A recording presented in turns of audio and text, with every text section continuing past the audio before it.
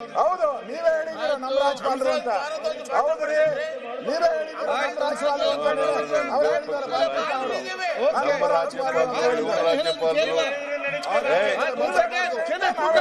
ನಮ್ಮ ರಾಜ್ಯಪಾಲರು ಆಯ್ತು, ನಮ್ಮ ಸರ್ಕಾರ ರಾಜ್ಯದ ರಾಜ್ಯಪಾಲರು ವಿರೋಧ ಪಕ್ಷದ ನಾಯಕರು ಈ ತರ ಎಲ್ಲ ಮಾತಾಡಿದ್ರೆ ಹೆಂಗೆ? ನಮ್ಮ ರಾಜ್ಯಪಾಲರು ಇವ್ರ ರಾಜ್ಯಪಾಲರು ಅಂತಂದ್ರೆ ಹೆಂಗೆ? ರಾಜ್ಯಪಾಲರೇ ನಾಯಕರು ಯಾವ ರೀತಿ ಮಾತಾಡಬೇಕು? ವಿರೋಧ ಪಕ್ಷ ನಾಯಕರು ಈ ರೀತಿ ಮಾತಾಡಬಾರ್ದು. ನಮ್ಮ ರಾಜ್ಯಪಾಲರು ಅಂತ ಹೇಳ್ಬೇಕು. ನಮ್ಮ ರಾಜ್ಯಪಾಲರು ಇವ್ರ ರಾಜ್ಯಪಾಲರು ಅವ್ರ ರಾಜ್ಯಪಾಲರು ಅಂತ ಇದಾರ? ರಾಜ್ಯದ ರಾಜ್ಯಪಾಲರು ಗೆಲೋಟ್ ಅವರು ರಾಜ್ಯದ ರಾಜ್ಯಪಾಲರು, ಮುಖ್ಯಮಂತ್ರಿ ಸಿದ್ದರಾಮಯ್ಯ ನಿಮ್ಮ ರಾಜ್ಯಪಾಲರು ಅಂತ ಇರಲ್ಲ.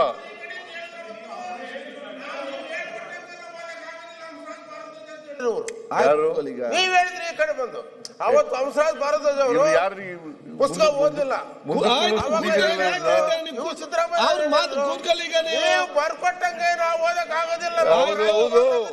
ಹೌದು, ಬರ್ಕೊಟ್ಟಾಗ ಓದಕ್ಕಾಗಲ್ಲ. ನಾ ಬರ್ಕೊಟ್ಟಾಗ ಓದ್ತಾರ ಅವ್ರು ಓದ್ತಾರ? ನಾ ಬರ್ಕೊಟ್ಟಾಗ ಓದ್ತಾರ ಅವರು? ನೀವು ಇಲ್ಲಿ ಕೂತ್ ಹೇಳಿದ್ರೆ ಅವತ್ತು ನಾ ಬರ್ಕೊಟ್ಟಾಗ ಓದ್ತಾರೇನ್ರಿ? ನೀವು ಬರ್ಕೊಟ್ಟಾಗ ಓದಕ್ಕಾಗುತ್ತೇನ್ರಿ? ನಾವ್ ಓದಕ್ಕಾಗಲ್ಲ. ಅದಕ್ಕೆ ಹೇಳಿದ್ದು ಅವ್ರು ಏನ್ ಬೇಕಂತ ಓದಿದ. ಹೌದು, ನಾನು ಅಲ್ಲಿ ಕೂತಿದ್ದಾಗ ಹೇಳಿರೋದು. ನೀವು ಕೂತಾಗ ಹೌದು, ಈಗಲೂ ಹೇಳ್ತೀನಿ. ನಾನು ಅವ್ರು ಬರ್ಕೊಟ್ಟಾಗ ಓದಕ್ಕಾಗಲ್ಲ, ನಾ ಬರ್ಕೊಟ್ಟಾಗ ಅವ್ರು ಓದಕ್ಕಾಗಲ್ಲ. ಮತ್ತೆ ಅವ್ರಿಗೆ ಅವಮಾನ ಮಾಡ್ತಾ ನೀವು ಸರಿಯಾಗಿ ಓದಿಲ್ಲ ಅಂತ ಯಾಕೆ ಅವಮಾನ ಮಾಡಿದ್ರಿ?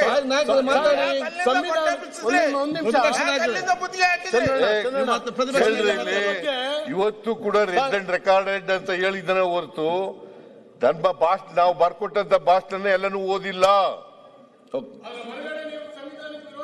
ಹೊರಗಡೆನೂ ಹೇಳಿದ್ದೀನಿ, ಒಳಗಡೆನೂ ಹೇಳಿದ್ದೀನಿ. ಈಗ ಚರ್ಚೆ ಹೇಳಿದ್ದೀನಿ. ರಾಜ್ಯಪಾಲರಿಗೆ ನಿಮ್ಮ ಸರ್ಕಾರ ಪದೇ ಅವಮಾನ ಮಾಡಿದೆ. ಅವಮಾನ ಮಾಡೋ ಪ್ರಶ್ನೆನೇ ಇಲ್ಲ. ಅವರು ಇವ್ರು ಈಗಾಗಲೇ ಅವರು ರಾಷ್ಟ್ರಗೀತೆಗೆ ಅವಮಾನ ಮಾಡಿದ್ರಲ್ಲ, ರಾಷ್ಟ್ರಗೀತೆಗೆ ಅವಮಾನ ಮಾಡಿದ್ರಲ್ಲ. ಏನೇನೋ ಮಾತಾಡಕ್ ಹೋಗ್ಬೇಡಿ. ನೋಡ್ರಿ, ರಾಷ್ಟ್ರಪತಿಗೆ ನಾವು ಅವಮಾನ ಮಾಡಿಲ್ಲ, ಗವರ್ನರ್ ರಾಜ್ಯಪಾಲರಿಗೆ ನಾವು ಅವಮಾನ ಮಾಡಿಲ್ಲ,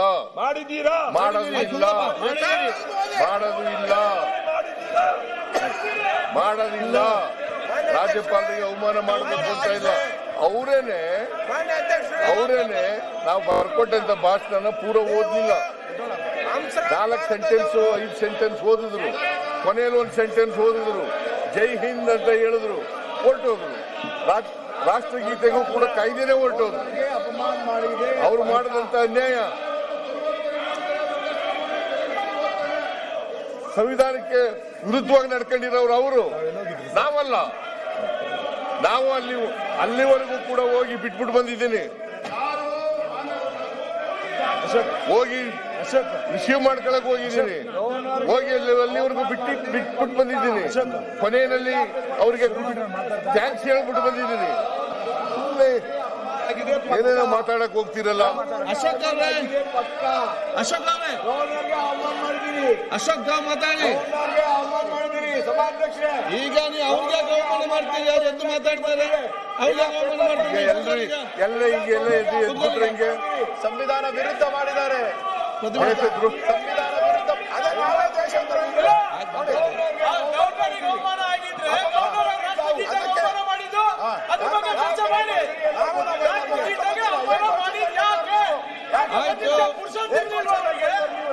ಆಯ್ತಪ್ಪ, ಮಾತಾಡಿ.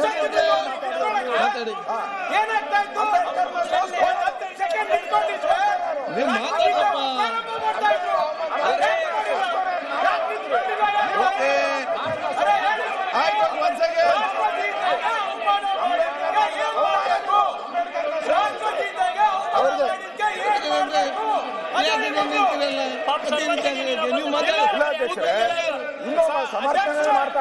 ನೀವು ಮಾತಾಡಿ. ಚರ್ಚೆ ಮಾಡೋಣ. ಓಕೆ ನೀವು ಸ್ಟಾರ್ಟ್ ಯಾಕೆ ನೀವು ಕೂತ್ಕೊಳ್ಳಿ. ಅಧ್ಯಕ್ಷರೇ, ಮೊದಲು ರಾಷ್ಟ್ರಗೀತೆಗೆ ಅವಮಾನ ಆಗಿದ್ದು ನೀವೆಲ್ಲ ಏನ್ ಮಾಡ್ತಾರೆ ಮಾಡಿ, ಕ್ರಮ ಕೈಗೊಳ್ಳಿ. ಮಾಡಿ. ಚರ್ಚೆ ಮಾಡ್ಬಾರ್ದು. ಅವ್ರು ಕೂತ್ಕೊಳ್ಳಿ. ಇಲ್ದ್ರೆ ಒಪ್ಕೊಳ್ಳಿ, ನಿಮ್ಗೆ ಸಂವಿಧಾನ ಅವ್ರು ಬೇಡ. ಕೂತ್ಕೊಳ್ಳಿ ಕೇಳಿದ್ರೆ ರಾಷ್ಟ್ರಧ್ವಜ ಬೆಲ್ಲ ಬೇಡ, ರಾಷ್ಟ್ರಗೀತೆ ಬೇಡ ಅಂತ ಒಪ್ಕೊಳ್ಳಿ. ಅಶ್ವಥ್ ಅಧ್ಯಕ್ಷ ಆಯ್ತು ಮಾತಾಡ್ಲಿ, ಇವ್ರು ಮಾತಾಡ್ಲಿ, ಅಶೋಕ್ ಅವ್ರು ಮಾತಾಡಿ, ಪ್ರತಾಪ್ ಮಾತಾಡಿ. ಸಂವಿಧಾನ ಹೇಳ್ತಾ ಇದ್ರಿ, ಎಷ್ಟು ಅವಮಾನ ಮಾಡಿದ್ರಿ, ಎಷ್ಟು ಹೇಳಿದ್ರಿ, ಆಯ್ತು ಈಗ ಆಯ್ತು ಅವ್ರು ಕೇಳುವ ಈಗ ಸ್ವಲ್ಪ ಸೈಲೆನ್ಸರ್ ಹಾಕ್ಸಿ ಸಸ್ಪೆಂಡ್ ಮಾಡಿ ಅಂದ್ರೆ ಪ್ರಿಯಾಂಕಿಗೆ ಒಂದು ಸ್ವಲ್ಪ ಸೈಲೆನ್ಸರ್ ಹಾಕ್ಸಿ ಸರ್. ಸೈಲೆನ್ಸರ್ ಅಲ್ರಿ ನೀವೇ. ಪ್ರತಿಪಕ್ಷ ನಾಯಕರೇ ಇಲ್ಲ,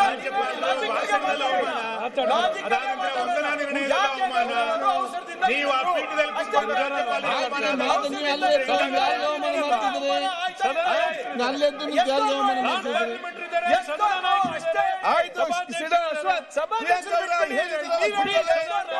ಆಯ್ತು ಖರ್ಗೆ ಅವರೇ, ಅಶ್ವಥ್ ನೀವ್ ಹೇಳ್ತಾ ಇದ್ದೀರಾ, ಸಭಾಧ್ಯಕ್ಷರೇ, ಇವಾಗ ನೀವ್ ಹೇಳ್ತಾ ಇದ್ದೀರಾ ರಾಷ್ಟ್ರಗೀತೆ ಆಡಕ್ಕಿಂತ ಮುಂಚೆ ಹೋಗಿ ಅವಮಾನ ಮಾಡಿದ್ದಾರೆ ಅಂತ ಒಂದು ಮಾತು ಹೇಳ್ತಾ ಇದ್ದೀರಾ ಮತ್ತೆ ಮತ್ತೆ ಮತ್ತೆ.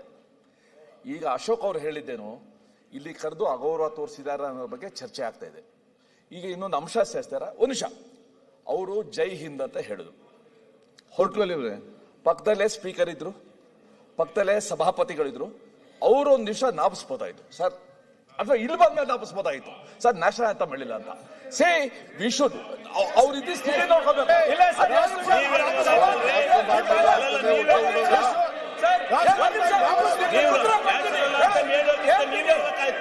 ಇಲ್ಲ, ನಲ್ಲಿ ನಡೆದಂತ ಚರ್ಚೆಯಲ್ಲಿ ಮೇಲ್ಮನೆಯಲ್ಲಿ ಸಭಾಪತಿಗಳು ಬಹಳ ಸ್ಪಷ್ಟವಾಗಿ ಹೇಳಿದ್ರಂತೆ.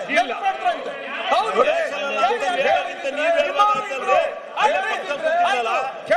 ಅಂದ್ರೆ ಅವ್ರ ಮೇಲೆ ಜವಾಬ್ದಾರಿ ಇಲ್ಲ ಅಂತ ಅಂದ್ರೆ ಅವ್ರ ಮೇಲೆ ಜವಾಬ್ದಾರಿ ಇಲ್ಲ ಅಂದ್ರೆ ಗೌರ್ಮೆಂಟ್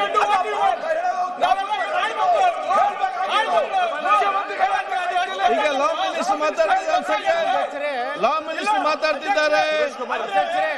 ಗವರ್ನರಿಗೆ ಅಷ್ಟು ಗೊತ್ತಾಗಲ್ವಾ ಅದು? ಅದರಿಂದ ಈಗ ಅವ್ರ ಪಟ್ಟಿನೆಲ್ಲ ಕೊಟ್ಟಿರ್ತೀವಲ್ಲ, ಏನೇನ್ ಮಾಡ್ಬೇಕು